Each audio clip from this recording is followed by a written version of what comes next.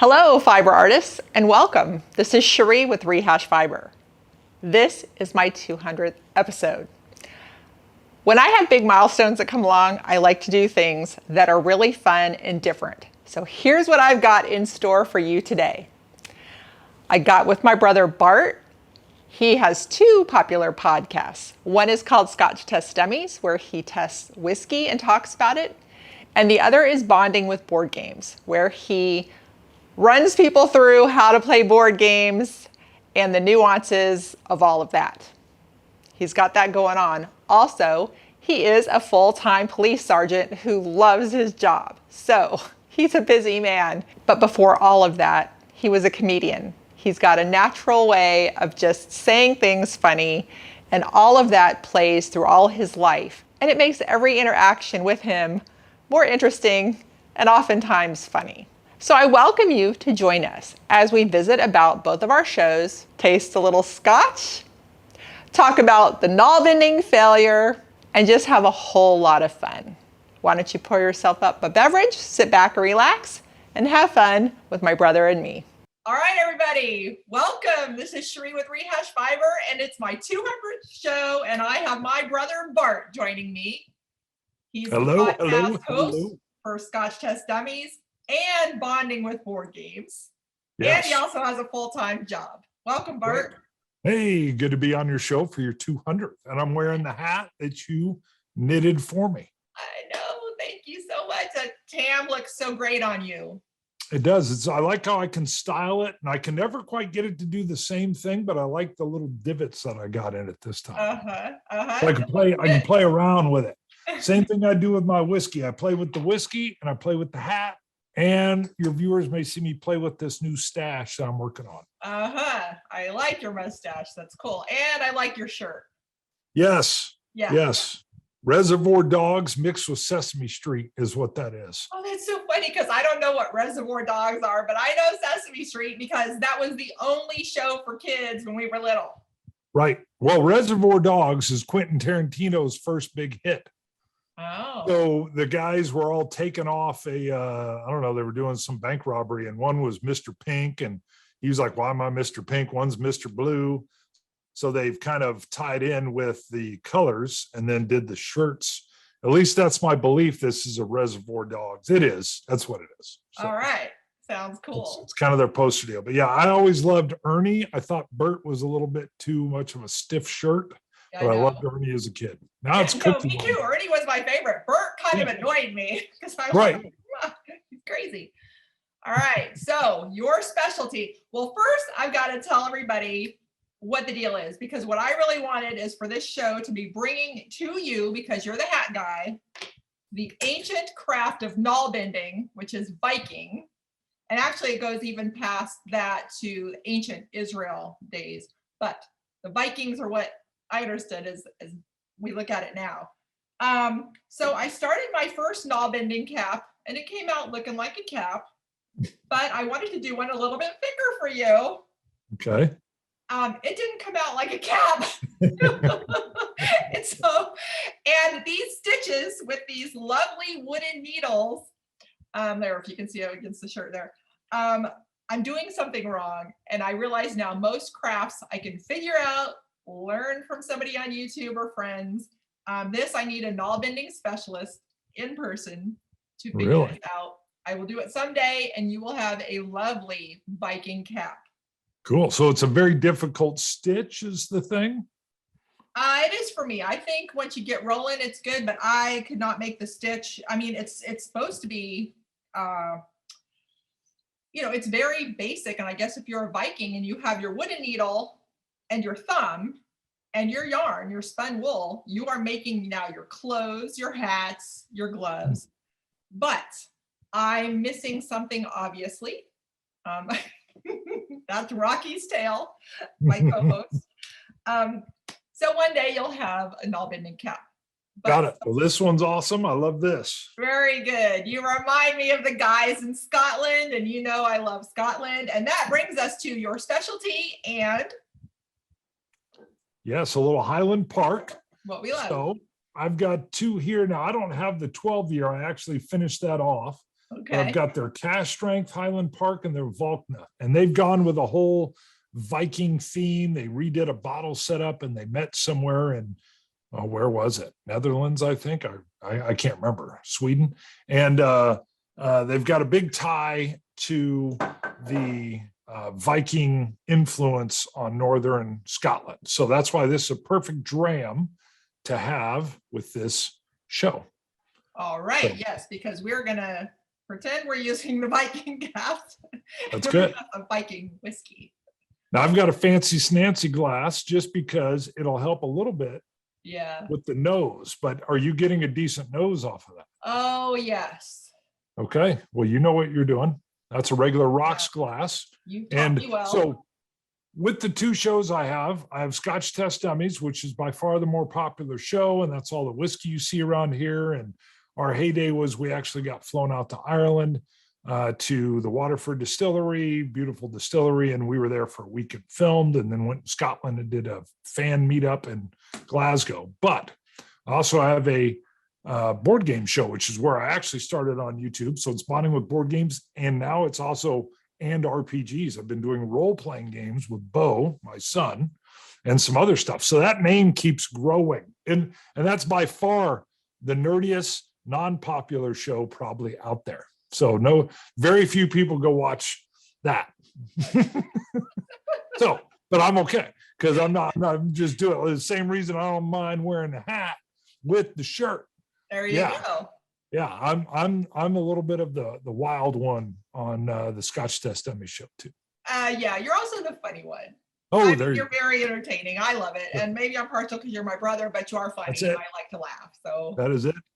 yeah. And for your as long show, as we're doing what we love, yes, the fiber stuff, whiskey and games. yep, that's it. I say whiskey and cardboard. That's what, but it should There be you go. games because it's anything tabletop I'm into. You've been over to the house. I've had a gathering of folks here, and I'm looking right at the area where we play Werewolf. So Werewolf is a social deduction game. Great to play in October, right around Halloween.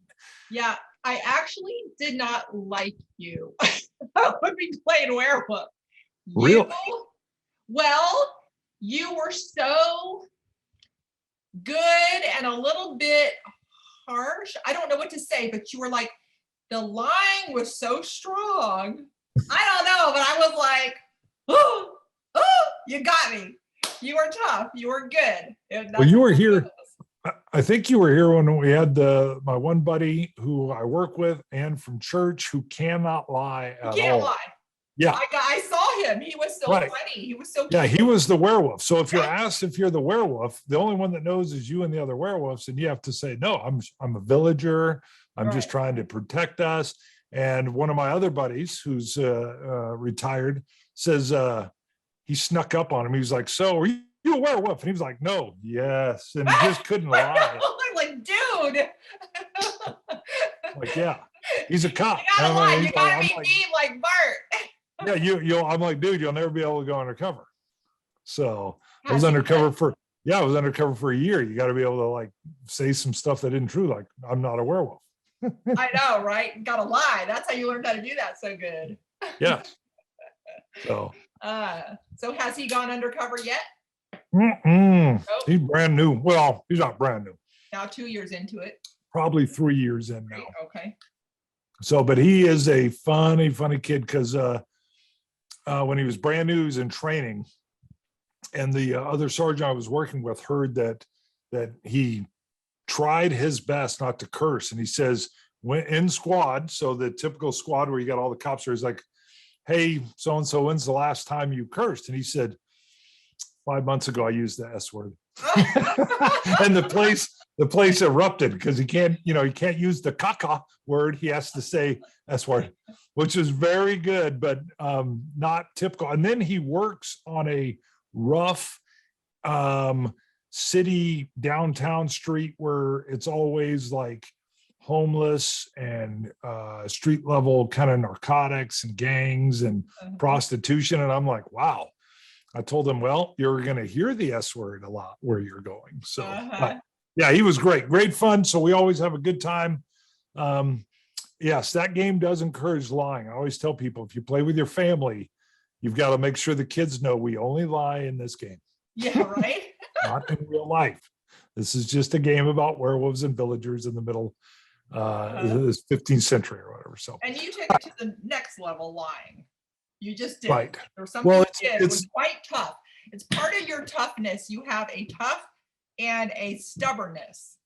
Oh boy, I got that stubborn. was rough.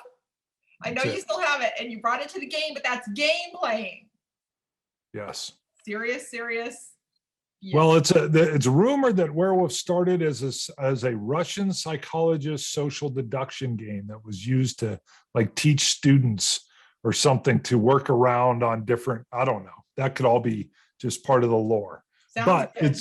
It's a great game. So your show, where do you want to go? You take me down the road you want me to go. Oh, well, I'm going to tell you what.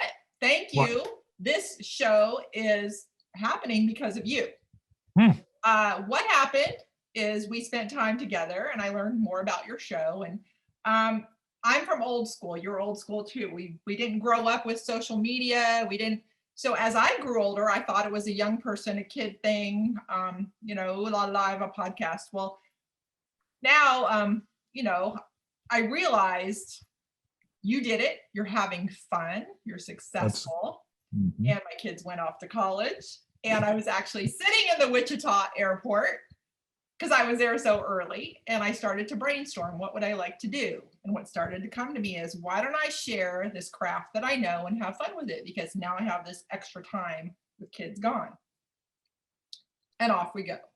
Love it. So thank you for all the, consulting that you did and giving me tips and advice and encouragement and just, keep doing what you love and love it. And I do. And it's fun because I've got regular viewers now and people that comment. And that's the best part. Yes, one lady, she says she gives me a thumbs up before she even watches the show. And I'm like, well, thank you for trusting me, because sometimes I don't even know how it's going to go over. But I am working hard to produce a show once a week. So perfect. And that's the key. So I got lucky.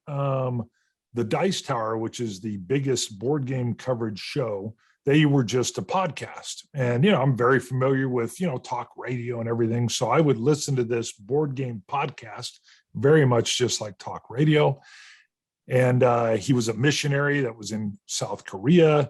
And he had actually had a deal where they would go to the bases. One of the bases I'd even been to when I was in the Army in South Korea.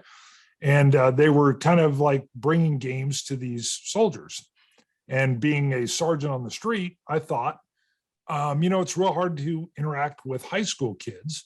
Let me get some of my cop buddies, which the younger crowd I'd gotten over to the house and got into some games. Let's take games to the high school and have a positive interaction with these high school kids. Because usually it's a speeding ticket, minor possession of alcohol, weed, something like that. It's a negative contact usually. And so we got in with the AVID program, Advancement via Individual Determination, ended up mentoring this young kid, Dexter. And I just sent Tom Vasil, who does the Dice Tower, a little email. Hey, thanks. You sparked this in me. And he said, record something and I'll put it on the podcast. I was like, shut up. And that led to me going to a con and then him saying, do you want to do some of the board game video coverage? And so that's how I got in. And very, the medium is so nice for talking to people around the world. And you have something in common, and no matter how minute it is, like my board games role-playing stuff is very small, but you're reaching worldwide, so it's very big. So I'm sure that's what you've got going on as well. I like your travel aspect. I'm not a good traveler. You're an awesome traveler. Yeah, and I would like to do more. I find that I still travel a lot, but sometimes it's not all just for fiber. And so I'm on the road. I'm just not producing shows for it. I would like to actually do more where I produce more shows for this because that's really fun. And in fact, one of the best shows ever was unplanned. A trip I did for fiber was to go to Alaska for the muskox farm. And this is where Instagram works. So anybody out there who's thinking about Instagram, the way they did it at the muskox farm, their PR person, Carrie Nelson, put something out almost every day about the muskox, showing what they're doing, giving life to the whole place. And I got to the point where I'm like, I have to go there. So I did. I took a solo trip for fiber only, went to the muskox farm. That was thrilling. The first day I got there, my tour was for the next day. I was going to do a tour and then an interview with Carrie. And but my first day, I got to that town and I just had to go to the muskox farm. And I went up to the fence and I'm like, they're there. I came across this continent for the muskox and there they are. But what was really cool is I didn't have any other shows planned for that. I figured, let's just let it be and let's see what happens. A random encounter with a lady who told me, oh, you're going to be in Anchorage next week? You need to go to the Uminmak Muskox Co-op in Anchorage. You have to go. This is where all the Native Americans from around Alaska can collect the muskox fur and send it in. They get it processed into yarn and send it back to them, and then they can knit things with it and make money with it. And so that lady led me to this, and that was another show. And I thought, what a great thing that was. And yeah, need to do some more of that travel aspect. I love it. Yeah, it's good. Hey, tell me about this. So Highland Park. So it's a Scotch whiskey.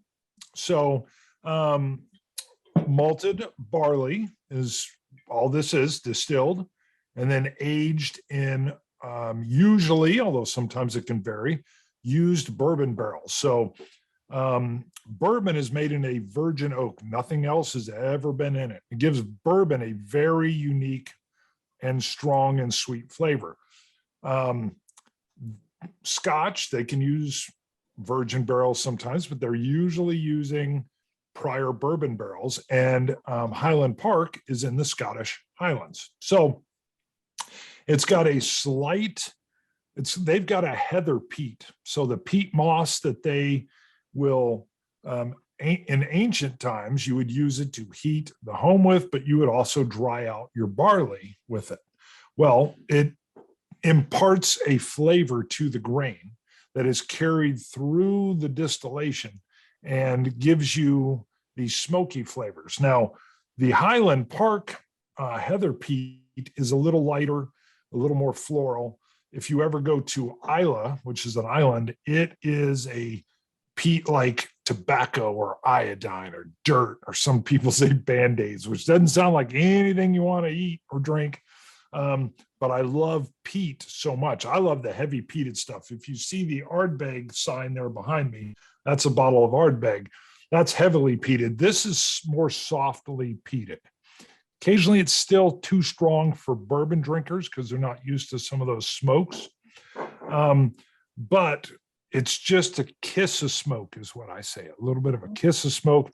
You get maybe a little hint of ash in the aftertaste. And what I like about whiskey is, first of all, quite simply, it's easy. I'm not a mixologist. I don't like a squirt of this, sprig of this, a shave of that, a twist, a shake. I don't even want to follow the recipe. I want to pour it into a glass, maybe add a touch of water because sometimes that'll open up the whiskey. Occasionally, there's some whiskeys I like to put ice in. Usually Scotch is not one. Bourbon, I love to put ice in July, June when it's hot. But adding water will change the flavor. Adding ice will cool it, which will usually lessen some of the taste. But we are drinking Highland Park, and 12 means it was 12 years in the cask. I actually have the cask strength here, which just means when it came out of the barrel, they didn't cut it with any kind of water to bring it down to a consistent level. And then I have the Volk nut, which is, I forget how they did something different with the Volk nut. I'd have to read to see what it is. So, but it's a very approachable Scotch whiskey, and nice little heather smoke complexity, which makes it interesting to drink. But what say you? Well, the first thing when I tasted it, I was like, ooh, brown sugar. But I am not professional like you. And when you were speaking about all of that, I go, yeah. I'm tasting all of that. But in, the initial thing, I'm like, ooh, it's good. And I like your initial though, because what I tell people is drinking whiskey is more like, okay, so you can just drink whiskey. It doesn't need to be anything else. You can just enjoy the flavors. But what it taught me to do was that being present in the moment, that presentness, because I'm trying to, a lot of times when I would sample whiskey before reviewing it on the show, I found out that I liked a little bit of music on and no other distractions. And I would have pen and paper handy, but I would catch myself eyes closed and just kind of trying to be open to whatever came in and just going with it. That's why when I had a little bit of an Isla whiskey and I was like, Band-Aid. And I thought, what? And then I thought, no, it reminds me of the old plastic Band-Aids we had in the 70s, not these new ones that are like, nylon, gripper, but the old typical Band-Aid ones. And it had that plastic kind of taste or smell. Yes. And so you'll get some of these different things. And I've even had, when we were in Waterford, they had us down checking these little like 1 gallon tubs that they pour to test because their barrels are off site at these huge barrel warehouses. And they poured me some and I tried it and it was so bizarre. I actually got, smells can make you attach you to a thing better than almost anything else. And I smelled something that I didn't know what it was at first. It was the hay at Grandpa's old farm barn in Iowa. And I remember they had the swing where you could swing from one side of the bale to the other. And it took me there. And I was like, what the heck? And he said, whoa, that one's having an effect on you, in a beautiful Irish accent. What is it? What is it doing?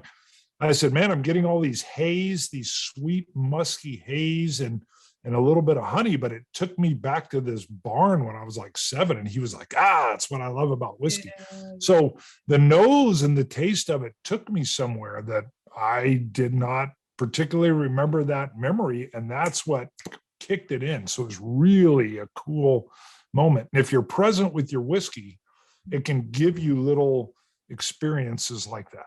Mm-hmm. It's awesome. So, delicious. Mm-hmm. Mm-hmm.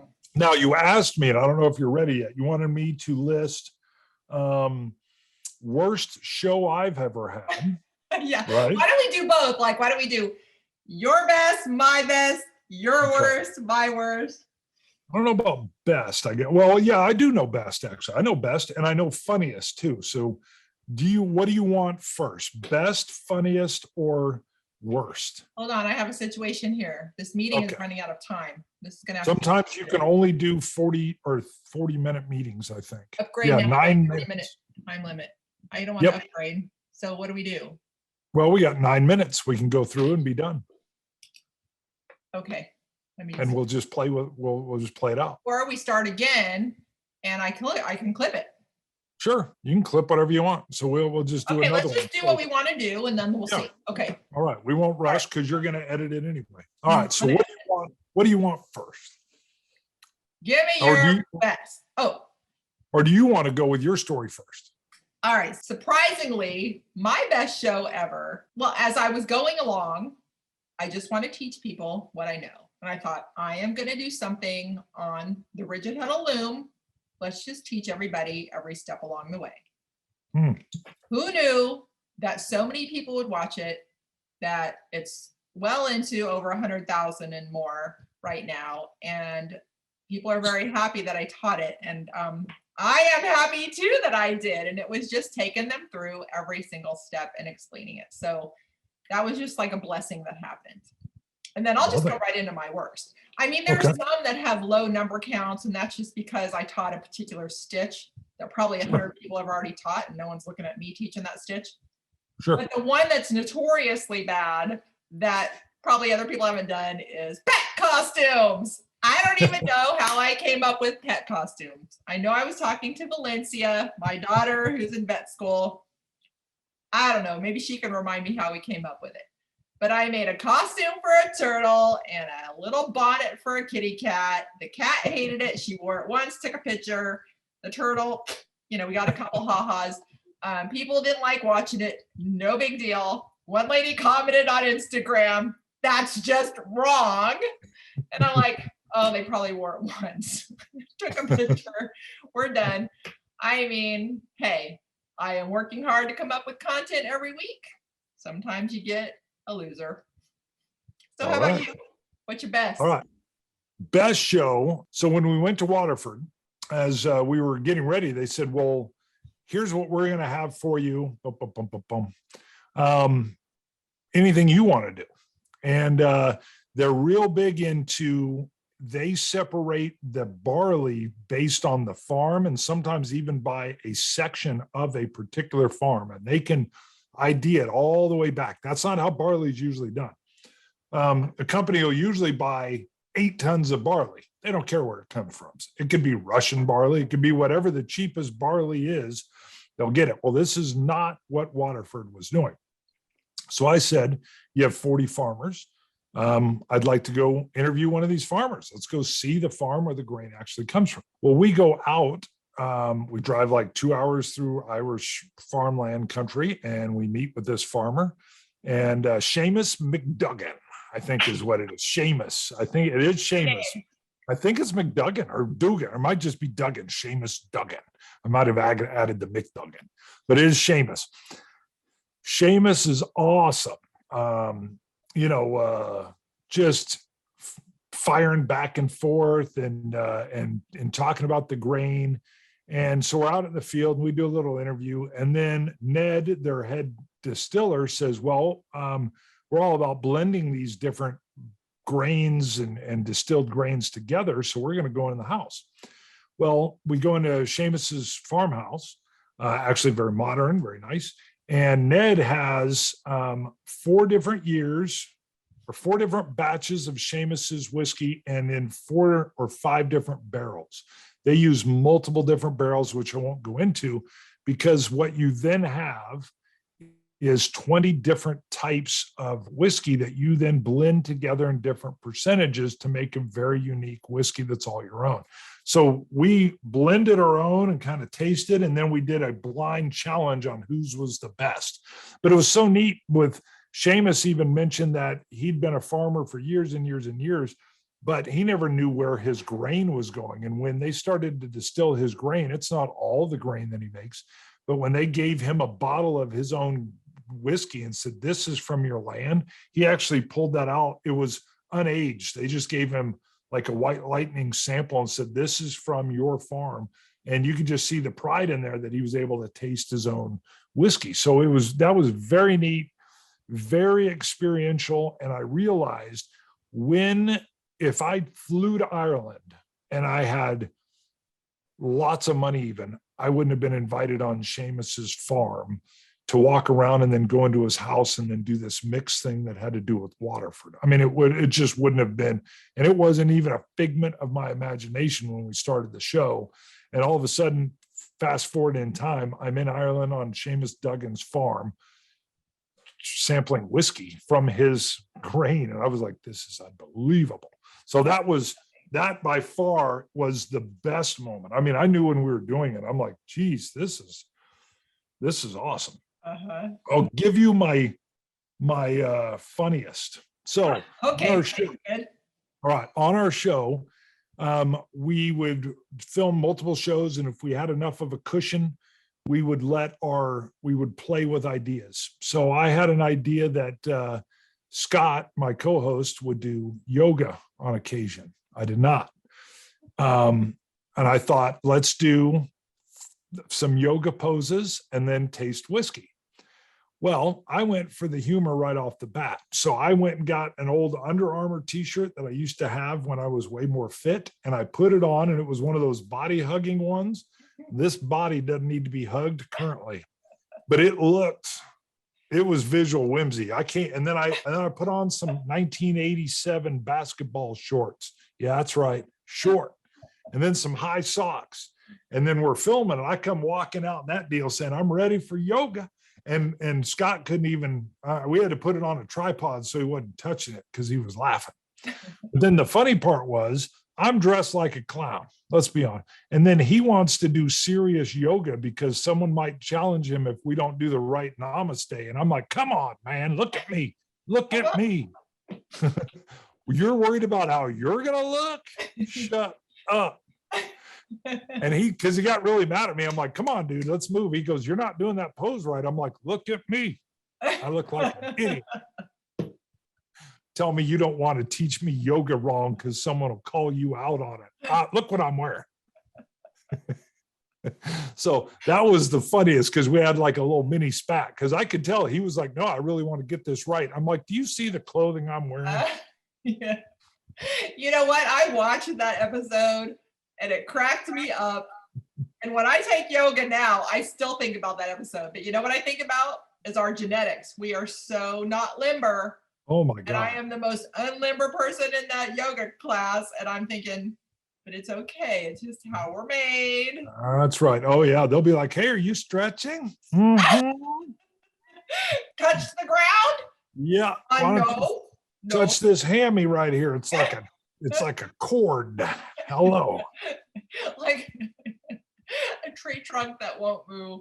Yeah. Meanwhile, it looks like I'm not like really trying to do it. They're like, are you stretching? I Mhm. know. It looks like I'm just sitting here.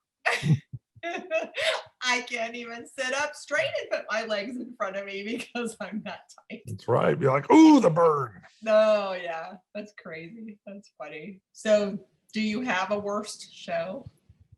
Yes, kind of. I started thinking about, you asked about my worst show. And to be honest, we haven't really had something where I had to think about it for a while. And I wouldn't even know if I'd say worst show. It was worst decision in a show. So you'll see on this poster right back here, we do 12 hours of Boom. And that is 12 shows live, back to back, 45 minutes each. The first one, Scott and I opened by ourselves. And the last one, we end out at the fire pit outside. In between that, we have 10 guests that are all staged and staggered to come in. Boom, boom, boom, boom, boom. And so if you can imagine doing anything for 12 hours, first of all. Yeah. So this is something we thought, I thought it would be cool because my board game buddy would do a 24-hour show of playing games and different people, but he would even go sleep for 6 hours while other people kind of filled in. It was just like a constant show. So I thought, well, we can do 12. Whew. So first of all, I'm now trying to talk him into doing 6 hours of Boom. I think we've done about 6 of these 12 hours and it's starting to kill me. Just looking at a camera for 12 hours will make you go crazy and your butt hurts too. But I think it was the first show, we had a mixologist on and she was the third segment. And we had figured out that if we drank a quarter of an ounce per show and a lot of liquids and food, our bodies can usually process about an ounce an hour. So we should stay fine, sober. Turns out even a quarter ounce an hour for 12 hours straight doesn't make you feel that great. But 3 or 4 shows in, we hit a mixologist and she walked us through grating orange peel and lighting some stuff on fire and all this cool stuff. And it was so good and kind of sweet that I caught myself talking to her and just and I'm like, all of a sudden Scott's looking at me. He's like, dude, I think that's 2 ounces and you're about done with it. I'm like, uh-oh. Oh, no. And now everybody was like, how is this going to go? And I will say about 6 shows in, I was suddenly not on the curve of maintain. I was starting to, and we're not driving anywhere. We're literally in my house. We're all going to stay at the house. But I mean, I was like, uh-oh, because there's no stopping as you have all these extra guests come on. So I started to just kind of sip and then get a flavor and try to get myself leveled back out. But oh my, for about 2 shows, I was like, whoo. So, yeah. And then obviously it didn't feel very good either because I'd miscaught the level. Even when we were done, we each had like a nice fun drink just to relax when the show was over. Well, it's like your tank's full and you're trying to squeeze some more fuel in there and it starts coming out. Nobody got sick or anything, but I mean, I was like, man, I can't do 12 hours anymore. Yeah. I don't know how you do 12 hours at all. Woo, it was fun having guests because we had guys remoting in from Scotland, from distilleries all over the place. Tomatin, one of our favorite distilleries, it's in the Highlands, not too far away from Highland Park. They remoted in. It's just a fun time. So it's just great time. So, but was your worst show? So your worst show was the turtle. Well, you know what? It's so funny.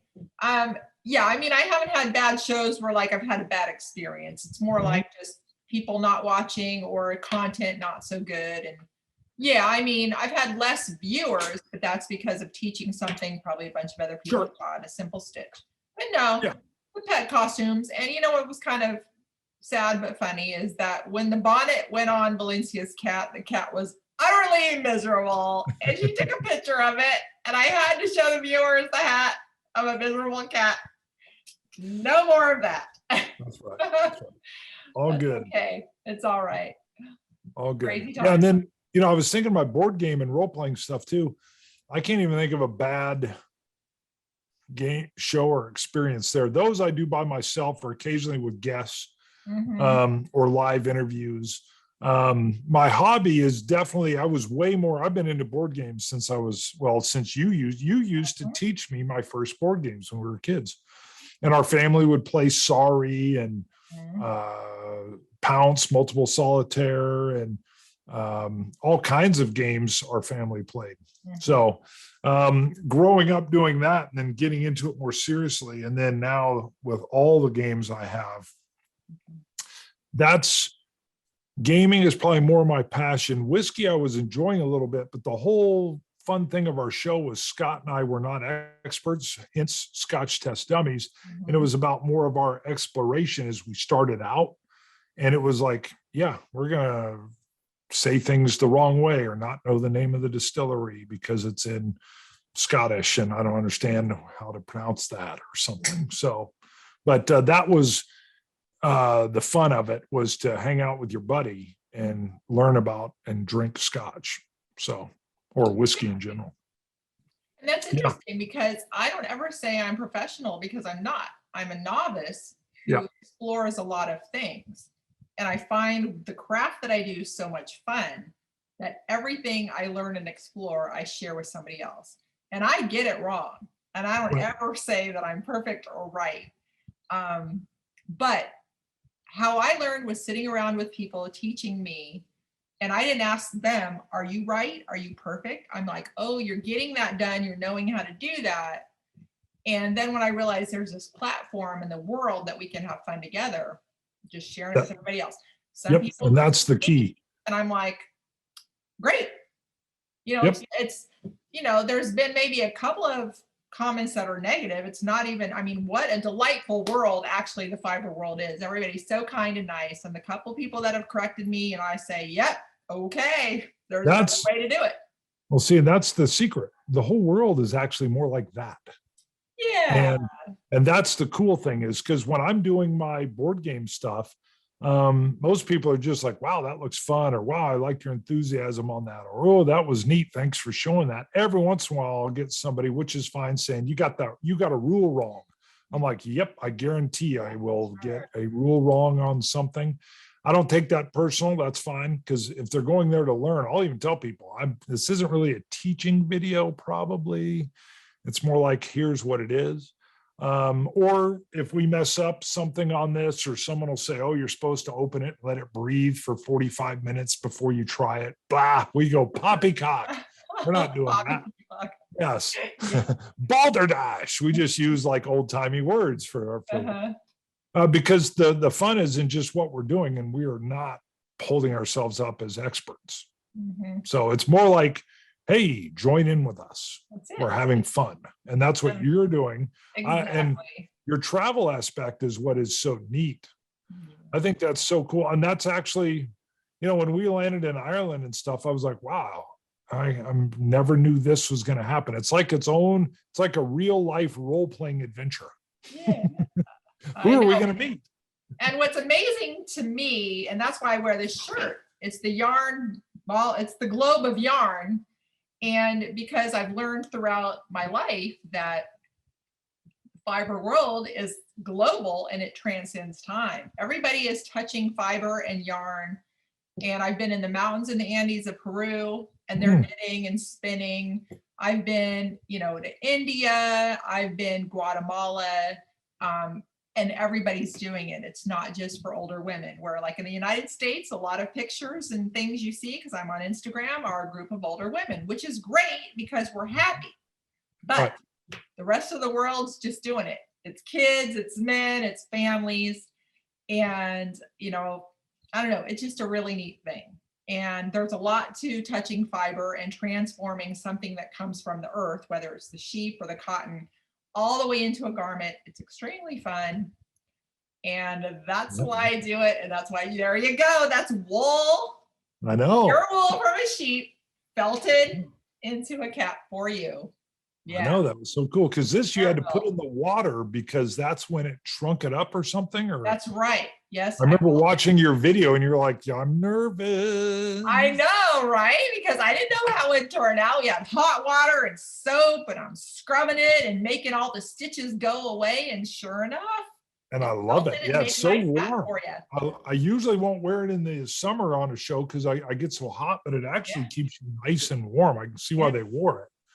And of course, when I was in the Army, they explained I was a medic. So wool, even when it gets wet, it retains something like 60% of its heat holding properties, where cotton starts to lose it right away. Wool, even wet, will hold your warmth in. So no, it's awesome. Next time you're in Scotland, go wear that cap. I know what the problem is. I'll wear it and then someone will say something to me that's very Scottish. And then I'm like, I have no idea. Maybe this thing's supposed to dip off the left side of the face instead of the right. There's always some kind of rule I don't know. You could get an authentic teaching. Yes. Yeah. This is how you wear it. I did go online to look at some of their military have their unit crest is right here, which is why this is kind of cool. And that's what I was trying to mimic because it looked cool in a shot. But no, it's so neat what you're doing. But I'm so thrilled that you're doing this. I got a buddy at work that was huge into Christmas lights and stuff. I'm like, you should do a YouTube show because it's not, sounds goofy, but it's not really what you make out of it. Like my board game show literally makes like $30 a month. I could go work part-time jobs at the police department and make $40, $50 an hour. So it's not a money thing. It's the connection. A month ago, I got to interview a guy. One of his games is my favorite game, second game I ever bought when I was 13 or 14 years old. His name's John Butterfield. And a guy who I knew at a company said, hey, we were talking about you, and would you like to have John Butterfield on? I about fell out of the chair. I was like, shut up. And then I had him on and I said, hey, I loved your game. I played your hours and hours and hours. And he was like, oh man, thanks. But I'm like, what, you've been at this for years, well done. So it was those circles that come back around. That is so awesome. Yeah. So very cool. And I know with the people you meet. Absolutely. Yeah. Just hearing it. And I say I'm at the point I can read every comment and reply to every comment because my channel is still rather small. And I love it. When someone says, I'm just happy they watched. And then when someone says something good or gives me a reply or something of some sort, I just realize, well, that's why I'm doing it, to have fiber community with all of the people. And what's the thing when you were over at the house, you were kind of rolling, you were taking raw. Was it wool. doing the drop spindle? Yes. That looks so that's like therapeutic. It is. Yeah. And it's a simple little drop spindle that I take everywhere and people know it. My viewers know I take it everywhere. I hike to the top of the mountain and I drop spindle. And it's the oldest fiber tool that has been found in excavations because the whorls, the round part at the top, was made of clay or stone. Clay or pottery. Clay. And the wood shaft has usually gone away, but they realize what it is. And that's like over 3,000 years old. And it's something that weighs hardly anything. And I can take it with me everywhere and have fun. In fact, I have a story for you. Do it. Life you can have a good time or a bad time. I landed in Chicago, needed to rent a car. And when I got to the car rental, the line was out the door. And I thought, oh, dear goodness, we're here for 2 hours. Oh, but I have my drop spindle. I can now do something creative while I'm waiting in the car rental line. Got my wool out, wrapped it on my arm, and started spinning. And I did my 2 hours, move my luggage, spin. There were people that were like, people ignored me. Some people were like, tell me what you're doing. You want to know the coolest thing of all? As this line snaked around, some lady saw me and her face lit up. And I go, she knows what I'm doing. She reaches me and she goes, I do fiber art too. I spin. I can't believe you're spinning here. And I'm like, this is the difference between happiness and sadness. I have been happy for these 2 hours. So that's cool. It's the coolest thing. Yeah. Well, and salute to you for 200 episodes. Salute. This is great. Well, thank you for joining me. I appreciate it. It's always fun to talk to you. Great brother. Yep. Next time I'll wear the yoga shirt. Oh, no. That's okay. Maybe next time. One of these years, one of these years you'll have the Nalbinding cap and you'll be like, oh, this is a great ancient cap. So that's a lifetime goal. I don't know when I'll be with a person to do this, but no hurry. No hurry. All right. Well, I'll spare your viewers the Under Armour yoga shirt. It's too small. Just know I think about you when I'm doing yoga. There you go. All right, brother. Perfect. Namaste. Thanks for joining me. All right, my pleasure. Right. Salute. See you later. Bye-bye. Thank you for joining us on my 200th episode. Now, fiber artists, let's continue on making beautiful things with our minds and our hands. Happy fiber art. Thanks for watching.